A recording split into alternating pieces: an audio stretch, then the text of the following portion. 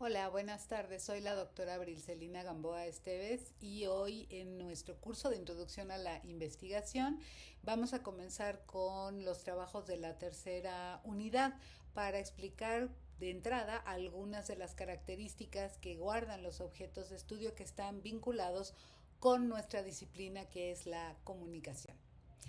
Para eso me voy a apoyar del esquema tradicional que tú conoces como el que representa los estudios en comunicación, es decir, un emisor, un receptor, que también podemos reconocer como la fuente y en el otro caso el destinatario y por supuesto el mensaje.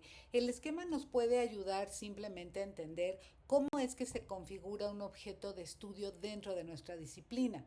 Fíjate que cuando nosotros ponemos atención al mensaje que vamos a estudiar, entonces podemos destacar cuáles son los procesos de codificación o de decodificación, es decir, cuáles son los códigos que van a caracterizar la estructura del mensaje.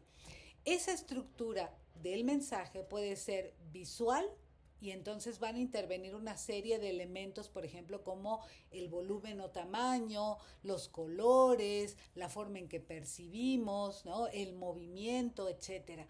Pero también está la estructura textual que involucra a otro tipo de códigos que es el más conocido y usual, es decir, aquel que emplea los signos del alfabeto en cualquiera de las lenguas. Entonces, vamos a integrar mensajes textuales que también van a ser susceptibles de ser estudiados desde nuestra disciplina.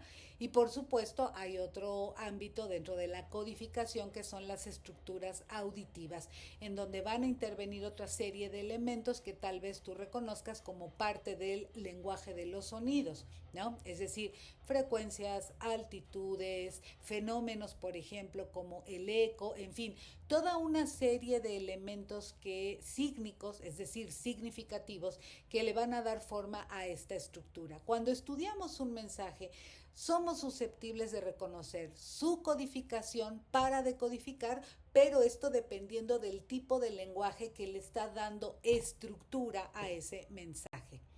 Por otro lado, nuestros objetos de estudio también reconocen la relación que se da entre emisor y receptor dentro de algún ámbito del espacio social donde van a ocurrir intercambios. Cuando hablamos de intercambios, sobre todo pensamos en la información, como en este momento, por ejemplo, yo te estoy tratando de dar cuenta de algo que tiene que ver con nuestro tema, con nuestro curso de introducción a la investigación y hablamos de un cierto intercambio porque yo te estoy dando información y cuando te platique de la actividad que vas a entregar, entonces sabremos que se habrá completado una parte del ciclo cuando tú entregues la actividad número 5.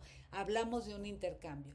Pero hablar de interacción ya implica un nivel de comunicación, sobre todo interpersonal, de manera grupal, en donde nosotros nos vemos afectados en el, respecto al sentido, significación que le vamos a dar a las cosas. El espacio social pueden ser muchos de los campos, siguiendo aquí a un sociólogo llamado Pierre Bourdieu, en donde nosotros nos podemos desenvolver. Hay campos, por ejemplo, como el campo religioso, ¿no? Si pensamos que existen iglesias, si pensamos que existen conventos, espacios de fe, de oración. Está el espacio o el campo de la salud, por ejemplo, ¿no? Hospitales, clínicas, farmacias. Hay distintos tipos de instituciones que constituyen el espacio social de una manera más o menos organizada. Y dentro del espacio social nosotros actuamos, es decir, somos actores que intercambiamos información o bien interactuamos porque provocamos una serie de sentido, de significado al afectar y dejarnos afectar por lo que otros dicen o hacen. Y en ese sentido hablamos de una cuestión más compleja cuando se trata de abordar la relación emisor-receptor como un objeto de estudio. Si lo vemos desde el punto de vista de la comunicación organizacional, podemos estudiar mensajes, por ejemplo, en formatos internos, bitácoras, memorándums, correos, redes sociales. Es decir, en la comunicación organizacional los mensajes se pueden estudiar, pero dentro de distintos o determinados formatos que le van a dar soporte a la manera en que se organiza la comunicación al interior o con el exterior de algún tipo de empresa, podríamos decir, simplemente organización o institución. También vamos a poder estudiar a las personas como actores, agentes o sujetos, cómo intercambian la información y sobre todo podemos reconocer que en la comunicación organizacional el tipo de interacciones suele ser de manera jerárquica, es decir, de arriba hacia abajo. Hay que identificar que el estudio de la comunicación en las organizaciones, aunque tiende a entender o estudiar procesos internos, también estudia o aborda procesos externos, es decir, cómo la organización va a establecer flujos de intercambio o de información o de comunicación con otras organizaciones. Lo que sí debe quedar claro es que se trata de un tipo de comunicación que busca mejorar rendimientos, productividad de la organización, sobre todo cuando se trata de una cuestión de una organización de tipo privado. Pero eso no es todo, porque también nosotros podemos abordar la comunicación como un objeto dentro del cambio social.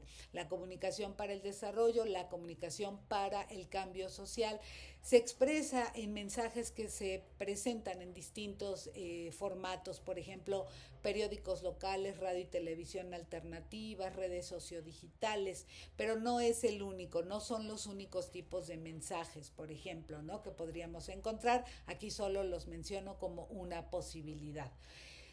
Obviamente aquí estudiamos a las personas también en un nivel de intercambio de información. Si te das cuenta, esto es no es que sea lo mismo en la comunicación para las organizaciones o en el cambio social. Lo que decimos es que el fenómeno de intercambio de información se encuentra presente independientemente del ámbito de estudio.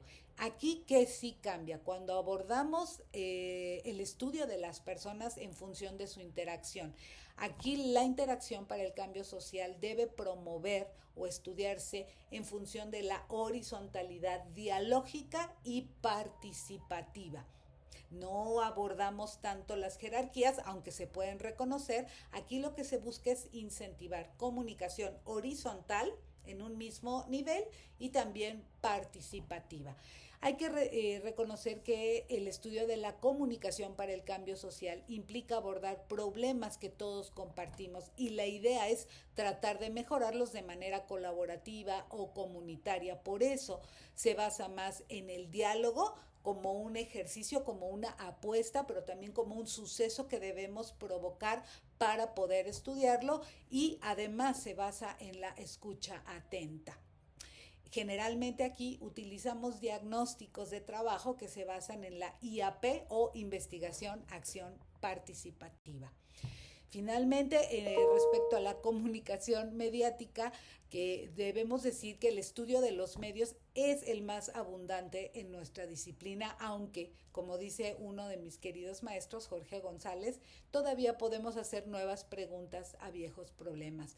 Aquí básicamente vamos a estudiar el mensaje textual, visual, audiovisual, auditivo y va a depender del formato o la herramienta a partir de la cual ocurre el proceso de mediación del mensaje. Podemos estudiar a las personas aquí, sí, por ejemplo, el impacto, la percepción que tienen los sujetos, los actores respecto de los mensajes que reciben. Es más difícil pensar en estudiar a las fuentes o a los emisores, pero también es una cuestión teórica o desde alguna cuestión teórica se puede abordar para poder identificar algunas cuestiones. Aquí, si tú te das cuenta, prevalece sobre todo la cuestión discursiva, los códigos, signos que van a articular la posibilidad de nuestros mensajes. Finalmente, la primera parte de esta actividad 5, recuerda que se divide en dos partes, es para entregar este domingo 29 de septiembre y se trata de que vayas al foro de nuestra actividad número 5 y respondas esta pregunta. ¿Cuáles son las características centrales de cada énfasis de comunicativo en la investigación? Recuerda que tienes materiales y recursos en la unidad número 3. Aquí se pide que argumentes tu respuesta, que comentes la participación de dos de tus compañeros y que utilices un lenguaje respetuoso.